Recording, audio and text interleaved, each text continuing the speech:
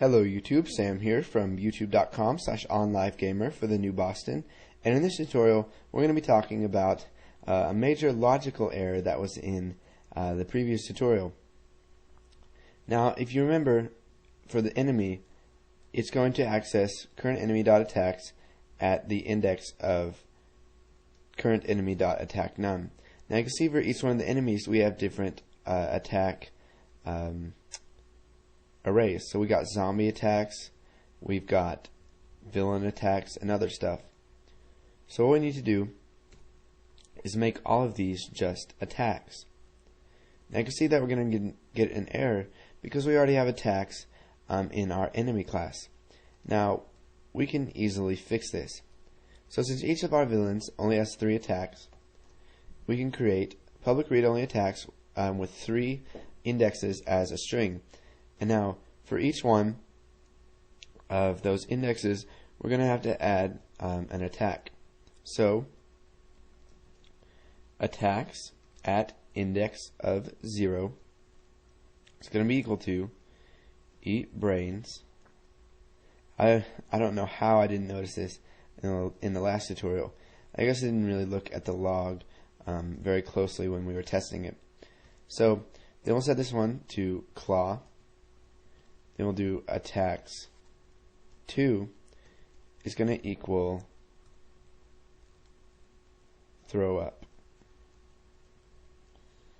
Okay, so now that we have the indexes in our attacks, what we need to do is make that for each one of the classes. I'll pause and come back once that's finished.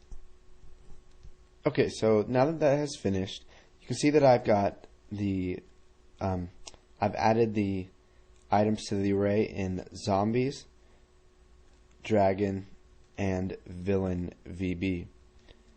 So now we can come into form1.vb, and let's see here, we've got attacks and then attack num and then attack damage. And you can see that we made attack damage in the same way that we did attacks. Now let's come back here to enemy, and we'll just take this out to make sure that nothing bad happens. So we got public overridable sub attack and then user health. So what we can do is we can just get rid of all of this. Because we have overridden this sub in each and every single one of our other classes that inherit from enemy, this doesn't have to have anything in it. It's just there so that we can use it. So let's say, for example, we have current enemy of type enemy. We wouldn't be able to call current enemy.attack if it wasn't declared in enemy. And because it's overridable and we've overridden it in every single one of the classes, all we have to do is just leave an empty sub in here. So it's there for us to use, but it's already overwritten. So let's go ahead and run this, and hopefully we won't get any errors. And let's see here. We've got event logger. We'll go ahead and shrink it down a little bit so we can attack. And it says anchor throw. You can see that zombie has used claw. Punch, claw, anchor throw, eat brains for 10 damage. Anchor throw, eat brains for another 10 damage. Punch, claw for 5. Claw for 5. Anchor throw for 15. Another claw once again. We got eat brains, kick.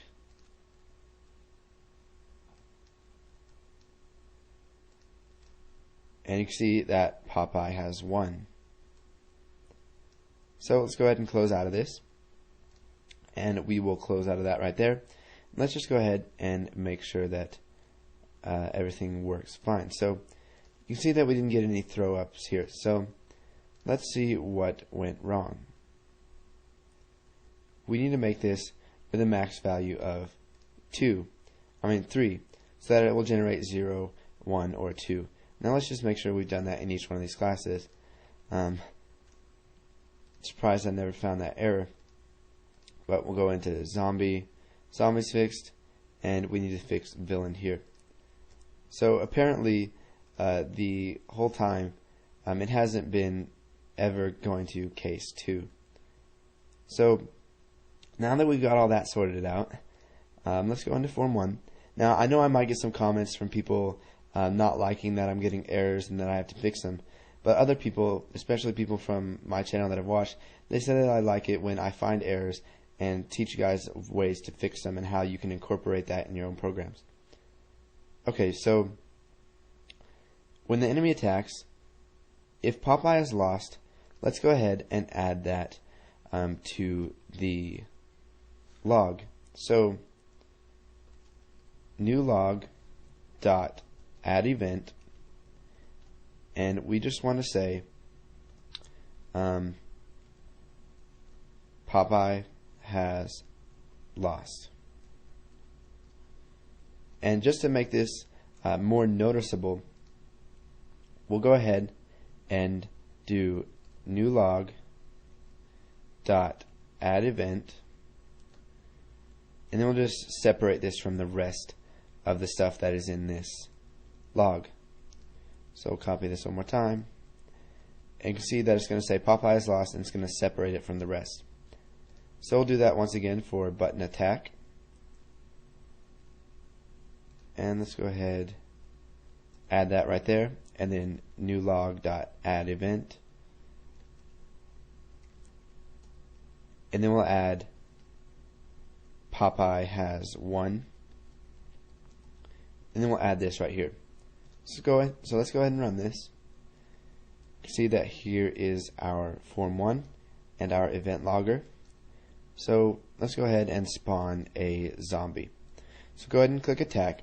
It says use anchor throw, and then the zombie threw up on me for 2 damage. We can attack again, anchor throw one more time, and you can see that it's logging everything that's happening. Let's wait for Popeye to win here. You see it says Popeye has won, and then down here it adds an event to our log that says Popeye has won. So go ahead and close out of that. Let's go ahead and fix these logic errors that we have. And then once you've done that and put all that code in, if you have any comments, leave them in the comment section. And if not, go ahead and move on to the next tutorial.